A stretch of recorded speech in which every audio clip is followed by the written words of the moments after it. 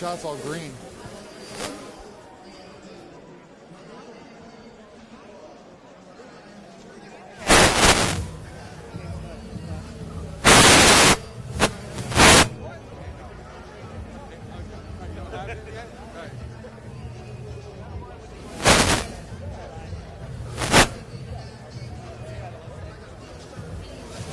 Welcome to MetLife Stadium. It's Week 8. Redskins and the Giants getting set for a 1 o'clock kickoff, and it should be a good one. The Redskins looking for a 3-game winning streak here with the victory today, and it's another division rivalry matchup. I'm Perry Matter alongside Jake Crank-Schreifels live here from the field, and Jake mentioned a 3-game winning streak, and this is a game that the Redskins are favored in, although it be by 1 point, but I think everyone's kind of feeling the feeling that we've seen in the past couple of years is, can the Redskins finally sustain some momentum week over week? Right, and it's funny because we always talk about how whenever we meet, we're always talking about how they're going to battle back from adversity or how are they going to keep this going. And that really is always the question because they haven't had those opportunities in the past. This is the first time they get a chance to really make a streak. I mean, look, back-to-back is, I guess, technically a streak, but this is where you start to solidify yourself as a contender and as a team that can carry itself farther into the season.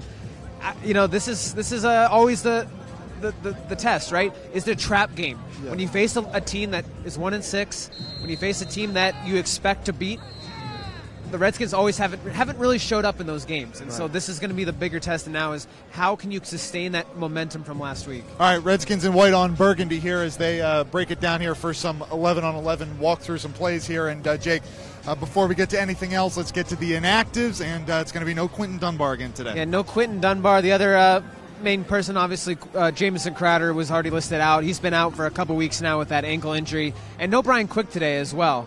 So I think they're starting to look around. I think Michael Floyd is starting to get a little bit more comfortable in this offense. And then the fact that you get Paul Richardson back is a big deal, I think, and even Chris Thompson, too. Of course, Chris Thompson. So some two really helpful offensive weapons for Alex Smith that he was missing last week. You could kind of see the offense just didn't function in the same way. I think Alex got a little more comfortable, though, in the process with Josh Doxson, targeting him a little bit more than he's used to. As Perry almost makes a good catch, Preston Smith. Nearly got pummeled by that football. But I think overall, when you look at this offense, that's definitely a helpful thing for Alex Smith because it's just you're building these relationships, this rapport with guys. And he admitted that in their absence, like I mentioned, Michael Floyd, it's helpful when you get practice reps week in and week out. If you're hanging out here on Facebook, we'll be here for a little less than 10 minutes. So join us, drop in some questions if you'd like, and we'll try to get to them as we're here on the field. And, the Dunbar thing's a big deal for the Redskins. Last week really the game, not big.